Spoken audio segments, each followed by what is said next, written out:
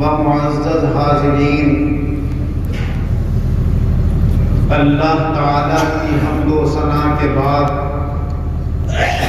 قرآن عظیم کی جو مبارک آیت پڑھی، اس میں اللہ تبارک و تعالیٰ ارشاد فرما رہا ہے کہ محمد صلی اللہ علیہ وسلم تمہارے مردوں میں سے کسی کے والد نہیں ہیں، لیکن وہ اللہ کے رسول ہیں اور خاتم النبیین ہیں،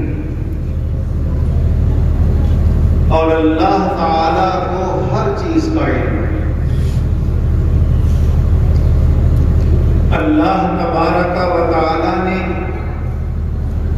حضور نبی اکرم صلی اللہ علیہ وسلم کو اس دنیا میں اپنے بندوں کی ہدایت کے لیے اپنا آخری رسول بنا کر جلوہ گر فرمایا۔ حضور صلی اللہ علیہ وسلم کی نبوت و رسالت قیامت تک کے لیے ہے۔ اب آپ کے بعد کوئی نبی اور رسول آنے والا نہیں۔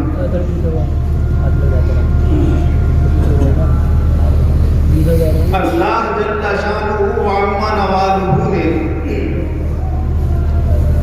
آپ کی محنتوں اور کوششوں سے صحابہ رضی اللہ عنہم کی ایک بہت بڑی جماعت تیار کی، جنہوں نے آپ کے بعد اس دین کی ذمہ داری کو بہت عمدہ طریقے سے نبھایا، اور انہوں نے اپنی مبارک زندگیوں میں اپنے بعد اس دین کی بقا کے لیے اپنے شاگرد اور اپنے بہت سارے معتقدین چھوڑے، جنہیں تابعین کرام کہا گیا۔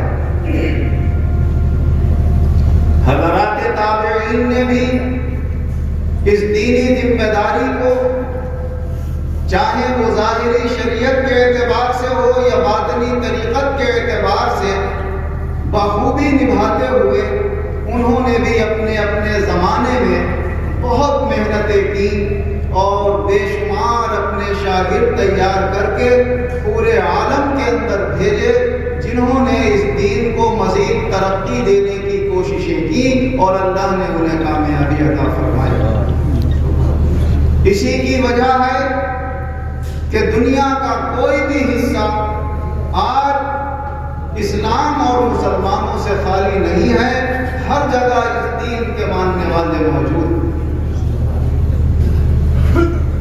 چونکہ اللہ تبارک و تعالیٰ نے حضور صلی اللہ علیہ وسلم کو اپنا آخری نبی بنایا اور یہ دین قیامت تک باقی رہے گا، تو یہ دین کبھی کسی زمانے میں بے سہارا نہیں رہے گا۔ اللہ نے اس دنیا کو اس دین کی بقا کے لیے ہر زمانے میں علماء حق دیے ہیں، آج بھی ہیں اور انشاءاللہ قیامت تک بھی رہیں گے۔ حضور احمد مجتبیٰ حضرت محمد مصطفیٰ صلی اللہ علیہ وسلم کے فیض اور آپ کی نظر عنایت سے علماء حق اللہ کے اعلیٰ درجے کے ولی بھی ہوئے۔ جو پہلے زمانے کے اولیاء اللہ گزرے ہیں، ان کی کرامتیں بھی مشہور ہیں، ان کے اعلیٰ مقامات کا بھی کتابوں کے اندر ذکر ہے، لیکن جنہوں نے حضرت قبلہ خطیب اعظم مولانا شاہ وجیہ الدین احمد خان صاحب رحمۃ اللہ علیہ کا دور دیکھا اور جو ان کے زیادہ قریب رہے، انہوں نے انہیں اپنی باطنی نظر سے بھی پہچانا، تو انہوں نے یہ جان لیا کہ یہ دیکھنے میں تو ایک عالم دین ہے، مگر حقیقت میں یہ اپنے زمانے کے ولیوں کے سردار ہیں۔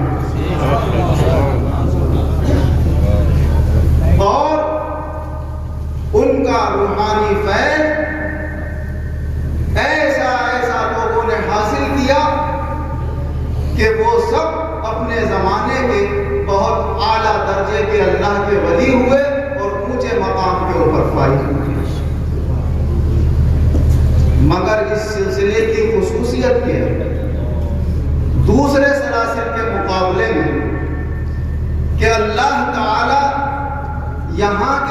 اولیاء کرام سے جنہیں اعلیٰ درجے کا عالم بھی بنایا، ظاہری علم شریعت کا کام زیادہ لینا چاہتا ہے،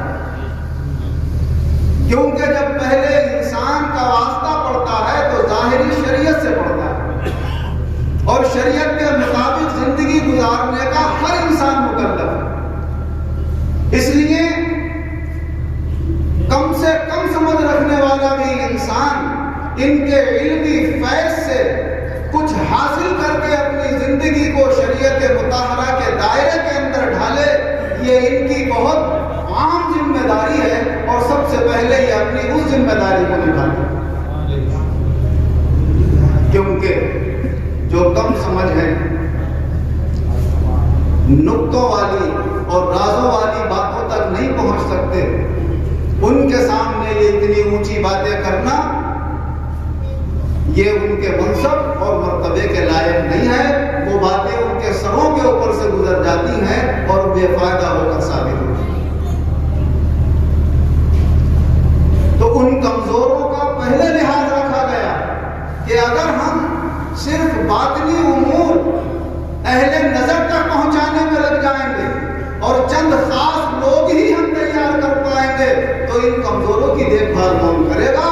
اس لیے انہوں نے اپنا زیادہ وقت عوام کو دیا اور پھر تھوڑا سا خاص وقت ان مخصوص بندوں کو بھی دیا جو اسرار و حکم سے واقف ہو سکتے تھے اور نقطوں کی گہرائیوں تک پہنچ سکتے تھے۔ ایک طرف اگر انہوں نے یہ کاملین بنائے تو ایک طرف انہوں نے عوامی خدمت کو بھی انجام دیا۔ اس لیے انہوں نے اپنے آپ کو علم کی چادروں میں چھپا کر رکھا کہ ہر آدمی ان کے مقام کو اگر پہچان لے گا تو پھر ان سے فیوز و برکات حاصل کرنے والے تو کم آئیں گے، لوگ بھیڑ لگا لیں گے کہ یہ بڑے اونچے مقام والا ہے، اپنے دنیا کے فائدے اس سے حاصل کریں گے۔ بیماروں کی بھیڑ لگ جائے گی، پریشان حال لوگوں کی بھیڑ لگ جائے گی، تو وہ تو ایک دنیا کا ایک معمولی کام ان کی نظر میں ہوتا ہے، تو اگر اس میں لگ جاتے تو شریعت مطہرہ اور علم دین کے پھیلانے کی جو ان کے کاندھوں پر ذمہ داری تھی اس میں بہت بڑی رکاوٹ بنتی۔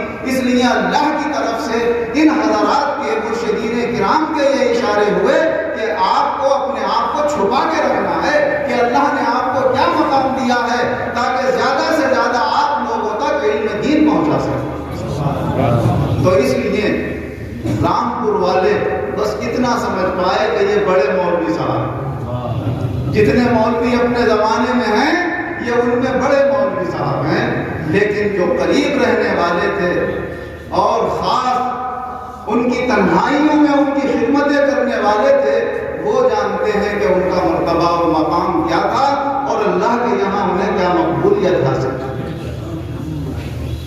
لیکن کبھی کبھی اللہ تبارک و تعالی ایسے بندوں کا مقام بھی ظاہر کرنے کے لیے ان میں کبھی ایسا جوش بھر دیتا ہے کہ وہ جوش میں آ کر اپنی کوئی نہ کوئی بات ظاہر کر جاتے۔ ہمارے استاد محترم پیر و مرشد حضرت مولانا مولوی ریاض الدین خان صاحب رحمۃ اللہ علیہ ایک دن فرما رہے تھے کہ جب ہم مولوی صاحب قبلہ سے علم حدیث پڑھ رہے تھے اور دوسرے علوم حاصل کر رہے تھے اور طالب علموں کی ہماری ایک جماعت یہاں اس کلاس میں بیٹھے ہوئے مولوی صاحب سے سبق پڑھ رہے تھے، کہ ہماری جماعت میں سرائے جہانگیر کی طرف کے تمباکو والوں کے خاندان میں سے مولوی محمد اخلاص بھی گیا ہماری جماعت میں۔ وہ تھوڑی سی مولوی صاحب قبلہ سے ہنسی دل لگی بھی کر لیا کرتے۔ ایک دن سبق پڑھاتے پڑھاتے کا مولوی صاحب قبلہ جوش میں آ گئے۔ ریاض الدین صاحب کو سبیان کے سچے انسان، اللہ کے ولی وہ فرماتے ہیں میری آنکھوں دیکھا میرے سامنے کا یہ واقعہ کیا مول صاحب قبلہ جوش میں آ گئے اور ایسے اپنا ہاتھ کیا، وہ کہا بھائی تم لوگ جوان ہو طاقتور ہو، ذرا ہمیں اپنی طاقت دکھاؤ، ہماری چھملیاں موڑ کے دکھاؤ۔ اب سب گھبرا گئے، کسی طالب علم کی ہمت نہیں ہوتی تھی کہ اٹھے اور مول صاحب قبلہ کے ہاتھ پہ زور لگا، کا وہ اخلاص مولوی معظم کے چچا، تب وہ ذرا ہنسی دل لگی کہ آدمی تھے، اٹھے اور اٹھ کر موضوع قبلہ کی دونوں ہاتھوں سے چنگلیا پڑے، جوان تھے اس وقت وہ طاقتور، اور انہوں نے زور لگایا۔ موضوع قبلہ ایسے بیٹھے ہوئے جیسے نہ کوئی زور نہ کوئی احساس نہ کچھ، اور کہا اس کا منہ سنا ہو گیا زور لگاتے لگاتے، مگر چنگلی مولوی صاحب قبلہ کی ادھر سے یہ کوئی جسمانی طاقت، بڑے سے بڑے پہلوان کو لے آئے، چنگلیا ایک معمولی انگلی ہوتی ہے جسم کے حصے، پنجوں کے تو زور دیکھے جاتے ہیں کہ بھائی پنجا نہیں مڑ پایا اس سے، ہاتھ نہیں مڑ پایا اس سے، گر نہیں پایا اس سے، مگر پوری طاقت سے فرمایا، کون سا مسکراتے رہے وہ زور لگاتے رہے، مگر اس کے بس کی بات نہیں تھی جو چنگلیا کے منہ سے ختم۔ تو کبھی کبھی ایسے آواز ظاہر ہو جایا کرتے تھے، نہ جانے کتنے راز مفتی صاحب سینے میں لیے بیٹھے بیان نہیں کرتے، کیونکہ کچھ اشارے ہوتے ہیں اللہ کی طرف سے، اور ان کے جو شاگرد ہو سکتا ہے اللہ تعالیٰ آج دل میں ڈال دے تو کوئی وہ باتیں مولانا عبداللہ کی خاص بیان فرما دیں جو اللہ کا حکم ہو جائے، ہم لوگوں کو یہ یادگار ہو جائے۔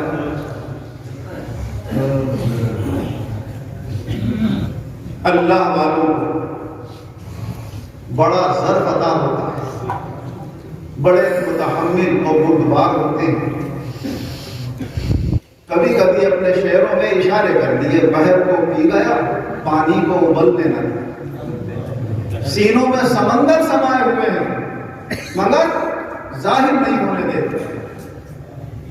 یہ وہ ہمارے سلسلے کی خصوصیت میں ان اولیاء اللہ کے لیے جو اشارے ہوتے ہیں کہ بھائی ملیں گی تو تمہیں نعمتیں، مگر ان کو ضبط کرنا سیکھو، ظرف پیدا کرو اپنے اندر، ظرف پیدا کر سمندر کی طرح، کیف پیدا کر سمندر کی طرح، وسعتیں خاموشیاں گہرائیاں۔ تو جس کو اللہ تعالیٰ ظرف دیتا ہے وہ اپنے اندر سما لیتا ہے، اور جو کم ظرف ہوتے ہیں وہ ذرا سی چیز میں بھی اس کو ابھر جاتے ہیں۔ کتنے کم ظرف ہیں، یہ غبارے چند سانسوں میں پھول جاتے ہیں، کتنے کم ظرف ہیں یہ غبارے چند سانسوں میں پھول جاتے ہیں، جب کمینے عروج پاتے ہیں اپنی اوقات بھول جاتے ہیں۔ یہ صاحب ہے۔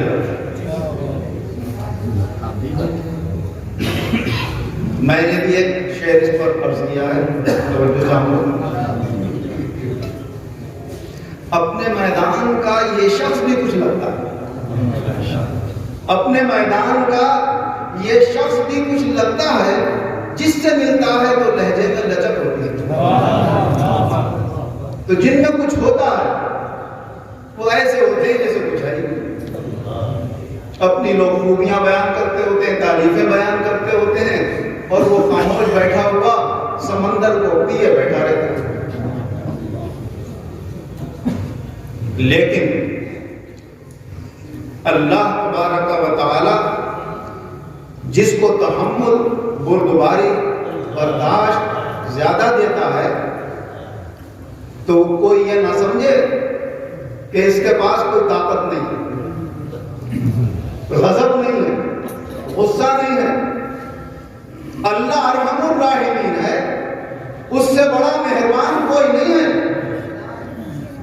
لیکن اس کے غضب کی ایک ہلکی سی جھلک وہ دوزخ ہے کہ جس کا آپ تصور بھی نہیں کر سکتے کہ اس کی آنچ کتنی تیز ہے، کیونکہ اس کے پاس جو چیز ہے بے انتہا ہے۔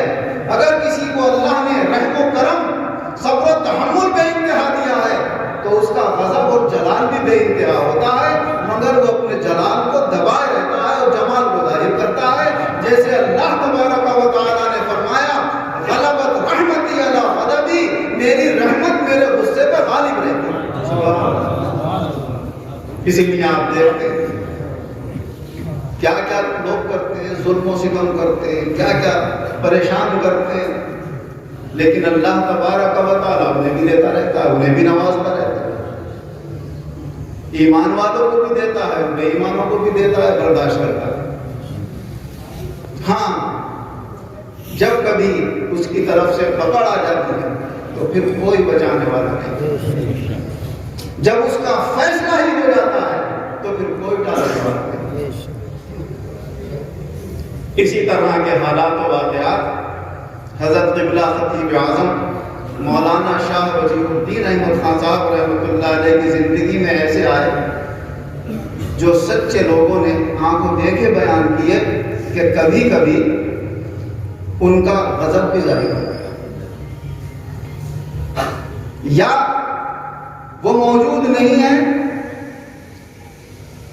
اور اللہ تک وہ بات پہنچی تو اللہ غضبناک ہو گئے کہ میرے ولی ایسا کیوں کہا گیا، گستاخی شان میں کیوں کی گئی۔ تو ایسے بہت سے مواقع پیش آئے کہ جس کی وجہ سے حضرت قبلہ خطیب اعظم رحمۃ اللہ علیہ کی شان میں گستاخیاں کرنے والے بڑے برے اور خراب نتیجوں کے شکار ہوئے۔ نام لے کر دل دکھانا تو مناسب نہیں ہوتا، لیکن حضرت قبلہ خطیب اعظم رحمۃ اللہ علیہ سے مرید ہونے والے ایک شخص نے میرے سامنے بھی ذکر کیا کہ میں جب مرید ہو کر آیا تو اس وقت کے بہت بڑے عالم تھے، پوچھا کہاں سے آ رہے ہو، ان کا سلام ہوا کیا، کہا قبلہ کے پاس گیا تھا، آج میں سلسلے میں داخل ہو گیا۔ تو بڑے غصے سے انہوں نے نظر اٹھا کر دیکھا اور کہا اچھا جب یہ چہرے پر نور اڑ گیا تمہارے، ان کے ساتھ تمہارے چہرے پر نور اڑ گیا، بات آئے گئی کہ تم صاحب کیسی باتیں کر رہے ہیں۔ ان کی چلتی تھی بات، کچھ دیر بیٹھے پھر اپنے گھر آ گئے۔ اس عصر کے بعد مولانا قبلہ سے ملاقات کرنے لگا۔ دوسرے دن جب وہ مولانا قبلہ کی بیٹھک کے قریب پہنچے تو دیکھا مولانا قبلہ ٹہل رہے ہیں، اور جیسے ہی انہوں نے جا کر سلام کیا تو خطیب اعظم رحمۃ اللہ علیہ نے فرمایا آئیے مفتی صاحب، آپ کا تو ہم سے مرید ہو کر چہرے کا نور اڑ گیا، ادھر کہا گیا ادھر کپانے لگے۔ حضرت نہیں ایسی بات نہیں ہے، وہ مذاق میں کہہ رہے تھے، ان کا مذاق ہو گیا، ہمارے دل کا کام ہو گیا۔ بس پھر جانتے ہیں خاص لوگ کے 3 دن کے اندر کیا معاملہ۔ وہ شخص بہت بڑی ہستی تھے، مگر خطیب اعظم کا تو اللہ ہی جانے کیا مقام تھا۔ جب کسی اللہ کے محبوب کے مقابلے میں کوئی آتا تو پھر یہ نہیں دیکھا جاتا کہ اس کا کیا مقام ہے۔ بڑے بڑے مقام والے وہاں پر فنا ہو جاتے ہیں اور اللہ اپنے محبوب کی لا جاتا ہے۔ حضرت سیدنا خیر بخش شاہ درگاہی محبوب الہی رحمۃ اللہ علیہ کے مقابلے میں ایک وقت حافظ شاہ جمال اللہ صاحب رحمۃ اللہ علیہ کے دوسرے خلیفہ آ گئے، حضرت سیف اللہ شاہ، بڑے صاحب کرامات تھے، مگر شاہ درگاہی محبوب الہی کا مقام بہت اعلیٰ تھا۔ کافی دیر تک مقابلہ تو ہوا، بلاخر وہ قدموں میں گر گئے اور شاہ درگاہی صاحب سے عرض کرنے لگے حضرت مجھے معاف کرو۔ واقعہ تو بہت طویل ہے، مختصر کر کے بیان کروں تو 3 بار جب شاہ درگاہی صاحب رحمۃ اللہ علیہ کے مرید اور خلیفہ نے بلند آواز سے کہا حضرت معافی مانگ رہے ہیں، آپ معاف کر دیجئے، تو تیسری بار میں فرمایا ہاتھ سے اٹھا اچھا بھائی چلو ہم نے تمہیں معاف، یہ کام تم اپنے ہاتھوں سے کرتے رہو، کرنے آئے انہی کے ہاتھوں سے کرایا وہ کام جس کی وہ مخالفت کر رہے تھے۔ پھر فرمایا بھائی یہ تمہارا جو حال تھا نا یہ آئندہ غلط ہے۔ یہاں سے گئے، سرسی گاؤں کے رہنے والے تھے، مولا سرسی کے، وہاں جا کر 3 دن کے بعد ان کا بھی وصال ہوا۔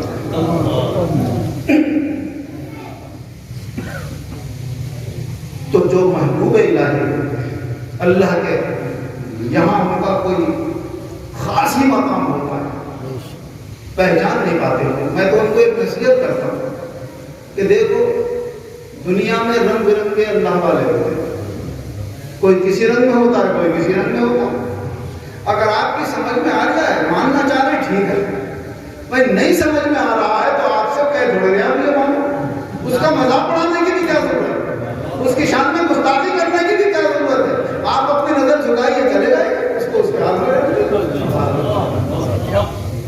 ان سے الجھنا نہیں چاہیے. بعض بزرگوں کے ہم نے ایسے حوالے سنے جو ایک عام آدمی کے کانوں کے سننے کے بھی لائق نہیں. ہم نے اپنے پیر و مرشد مولوی ریاض الدین صاحب سے عرض کیا حضرت کیا کسی فقیر کا ایسا حال بھی ہو سکتا ہے؟ فرمایا ایسا بھی ہو سکتا ہے. فقیر سے کبھی مت الجھنا. خاک سارا میں جہاں را بحقارت من گر تو چدانی کے دری گرد سوارے. ان جہان میں خاک چھانتے پھرتے لوگوں کو حقارت کی نظر سے دیکھو. گرد و غبار اڑ رہی ہے، کیا پتہ اسی میں کوئی شے سوار ہو. ہر بیشہ گما مبر کے خارج شاید کہ پلنگ خفتہ باشد. ہر جنگل کو خالی مت سمجھا کرو، کہیں شیر بھی سو رہا ہوگا.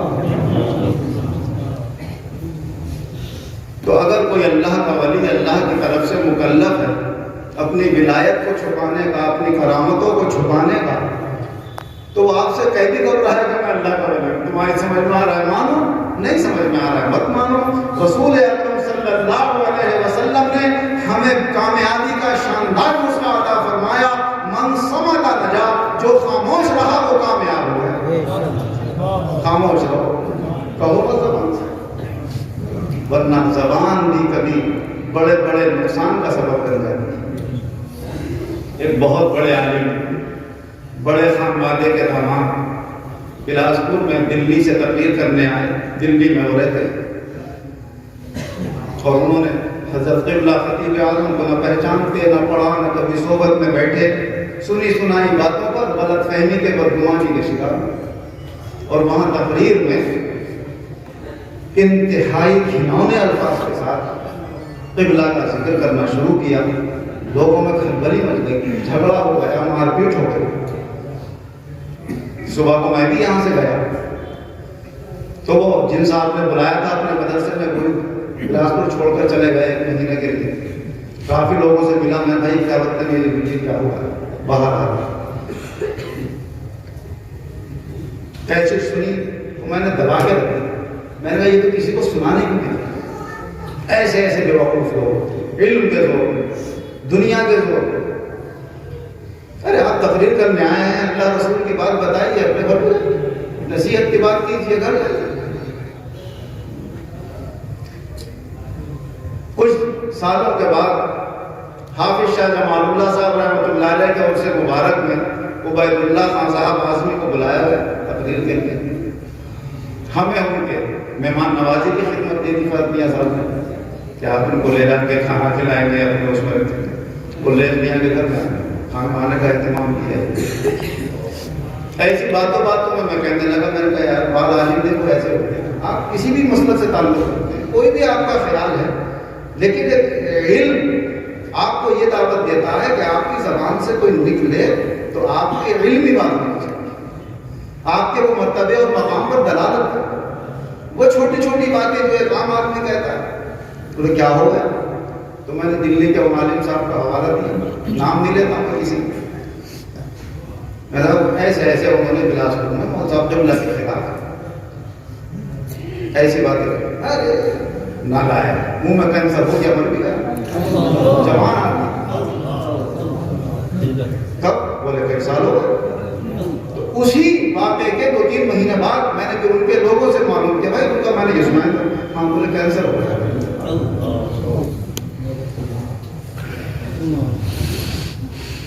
ایک صاحب بسوں اور ٹرکوں سے کچل کے ٹکڑے ٹکڑے. یہ کوئی خدا نخواستہ کوئی اتنے غضبناک نہیں تھے ہمارے بزرگ، بڑے مہربان، بڑے نوازنے والے، بڑے برداشت کرنے والے. ایک صاحب کا کئی سال پہلے انتقال ہوا تھا، چہرہ بھی نہیں دکھایا. اور نہ جانے کتنے ایسے ہوئے کہ جنازے کے بعد ہمارے یہاں چہرہ دکھانے میں تو ڈر جاتے ہیں، اب چہرہ دکھایا جائے. دوسری جنہیں ہم بدعقیدہ کہتے ہیں انہوں نے کچھ باتیں نکالی کہ صاحب اب نماز جنازہ کے بعد چہرہ مت دکھاؤ. مگر جو اپنے آپ کو اہل سنت والجماعت کہتے ہیں تو وہ تو بڑا فخر محسوس کرتے ہیں کہ اپنے بزرگ کا دیدار کرتے ہیں. مگر جنہوں نے حضرت قبلہ خطیب اعظم رحمۃ اللہ علیہ کی شان میں گستاخیاں کی، ان کے مرید اور ان کے عقیدت مند ان کے چہروں کے دیدار سے محروم ہو گئے۔ چہرے بھی اس لائق نہیں رہے کہ ان کے دیدار کرنے۔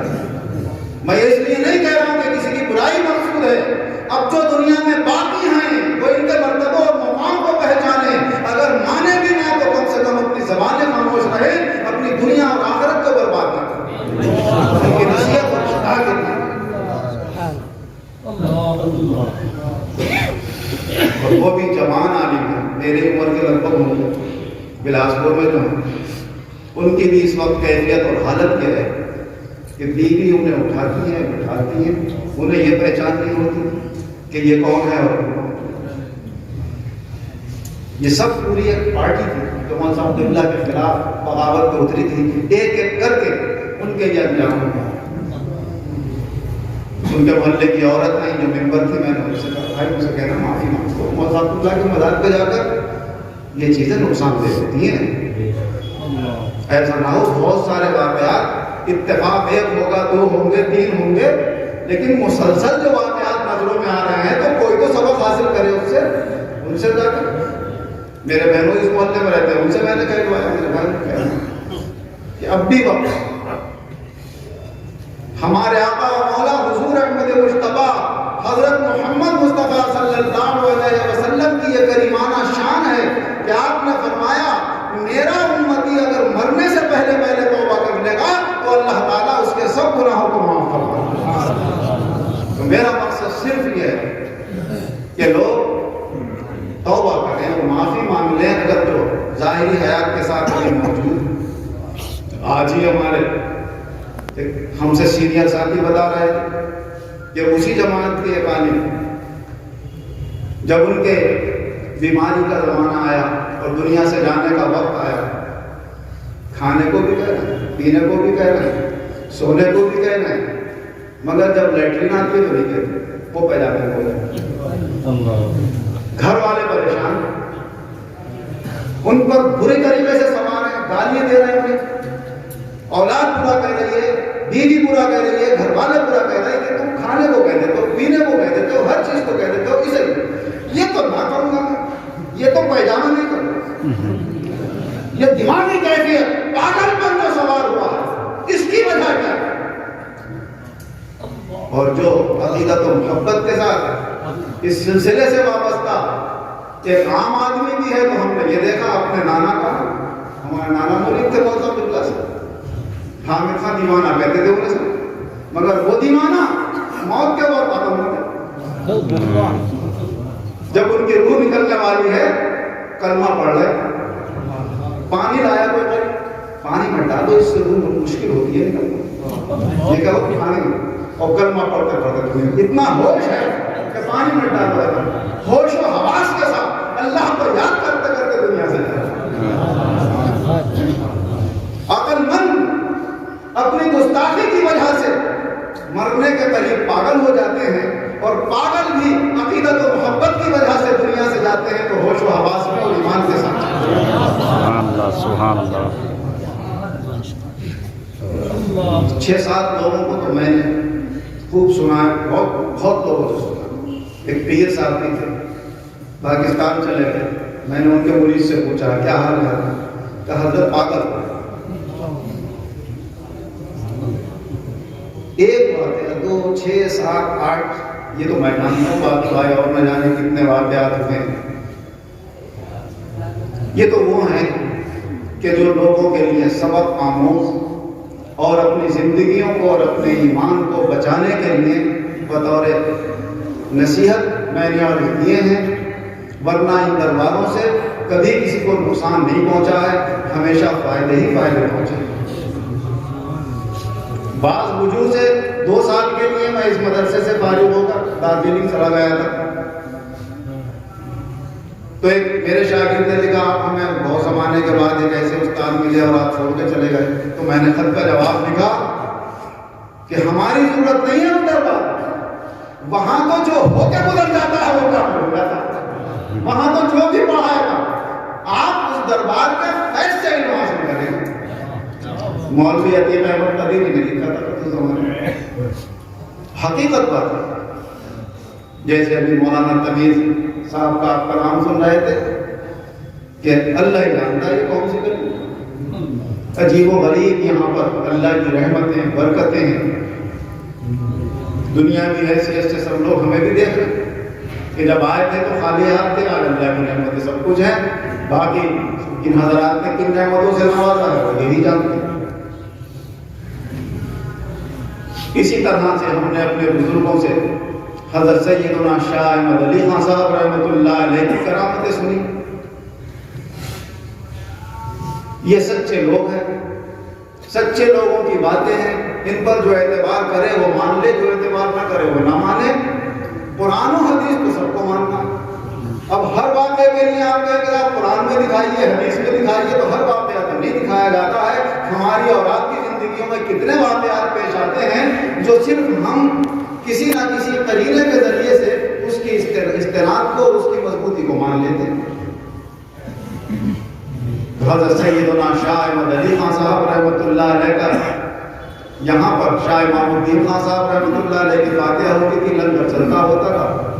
رامپور کے کوئی مشہور شرابی غنڈہ گردوں کے ساتھ دوستی رکھنے والے باز خان تھے.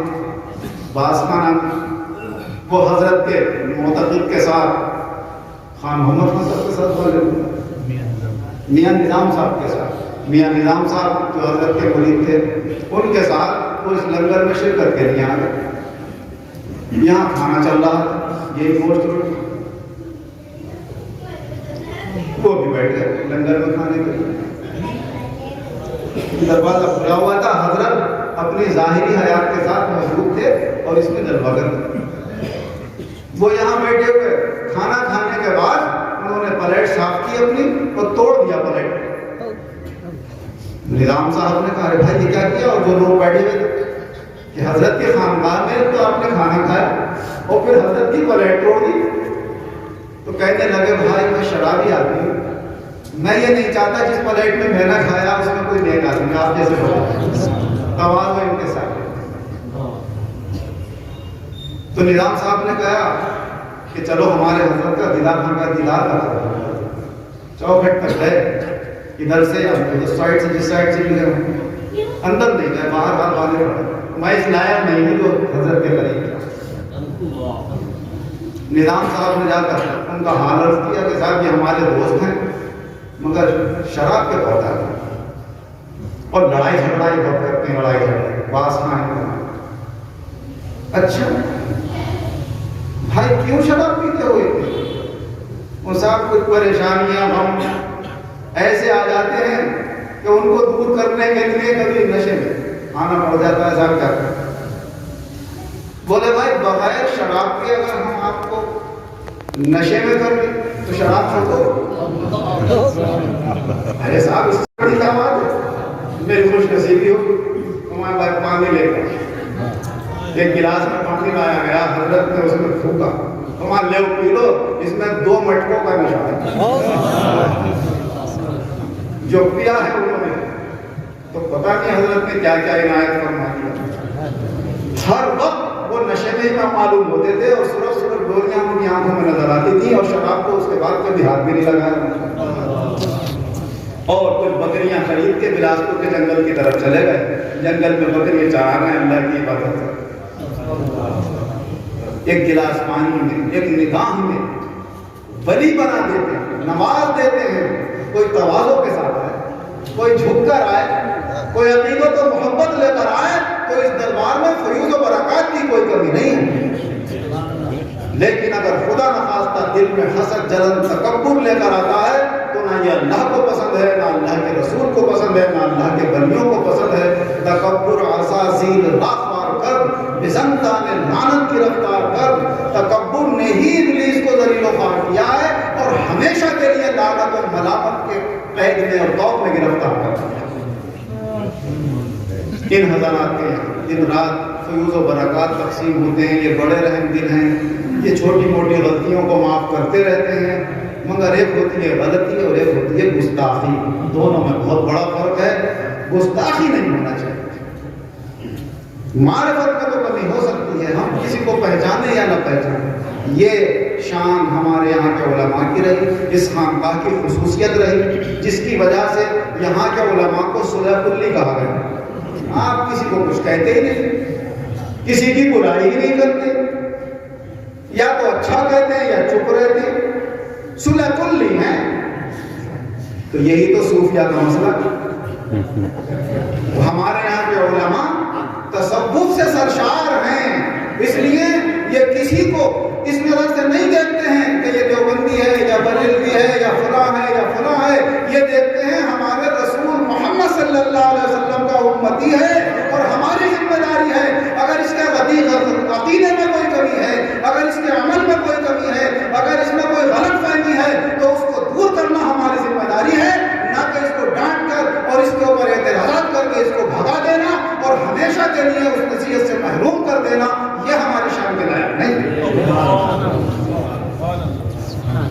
ہر عالم کا یہ فریضہ ہے، ہر صوفی کامل کا یہ فریضہ ہے کہ اپنے یہاں آنے والے کو اس نظر سے دیکھے جیسے ایک ڈاکٹر اپنے مریض کو دیکھتا ہے۔ اس کی نظر میں نہ اس کا باپ ہوتا ہے، نہ بیٹا، نہ بھائی، نہ ہندو، نہ مسلمان، نہ سکھ، نہ عیسائی، وہ صرف ایک اصلاح کا ضرورت مند ہوتا ہے اور اس کی اصلاح کرنا ڈاکٹر کی ذمہ داری ہوتی ہے۔ اسی طرح اس امت کا کوئی بھی فرد کسی مسلک سے، کسی عقیدے سے تعلق رکھتا ہو، اگر اس میں کوئی کمی ہے تو وہ مریض ہے اور اس کا علاج تمہاری ذمہ داری ہے، اس کا علاج کرنا ہے، نہ کہ اسے دھکے دے کے اپنے دربار سے نکال دینا۔ یہ ہمارے